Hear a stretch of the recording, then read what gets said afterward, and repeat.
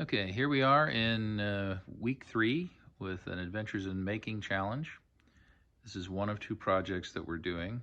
What we're working with here is a red, green, blue light emitting diode with a common cathode that's attached to the negative bus, and then each of 3 additional LED connectors here are wired through a 330 ohm resistor to over here, where we basically have the outputs from 9, 10, and 11 digital pins here. Those are also pulse width modulated pins.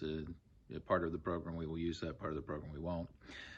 So basically the power is initiated from the output here of these digital pins, goes over to the resistor, and then goes to one of the 3 LED connectors on the red, green, blue LED, and then that common cathode attaches back to the power bus. So what we are trying to do with this is be able to control this red, green, blue LED to do some things that we want it to do.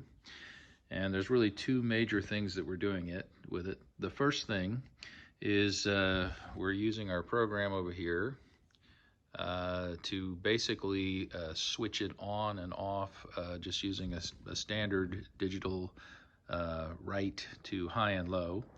And we're turning on each of the LEDs in various combinations to give individual colors. And you can kind of see how we're turning on individual colors there.